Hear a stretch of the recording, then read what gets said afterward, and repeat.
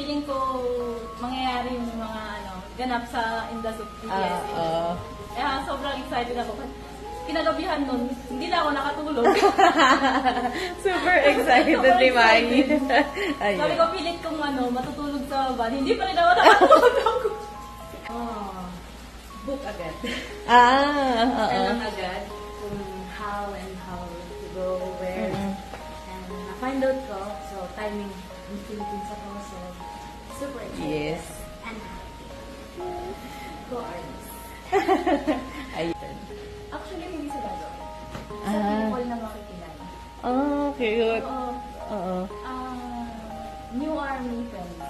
Yun talaga yung may look forward ko. Kasi... and then, tapos nakita ko yung plot ng activities. Ay, ang ganda. May mga sessions na, ang ganda na ginawa natin actually.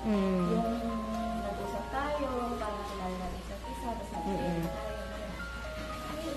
Yung mga moments na mag-uusap tayo. Actually, every moment. I mean, but not a specific activity, but more on kunyari nasa kitchen tayo, nagluluto. So, nag-kitchen. I think those are that I like. Tapos, pag kami ni Mai, pag nasa parto lang kami, kasama lang kami. Parang I feel, I still get closer to people. Basta, with other, especially with other artists.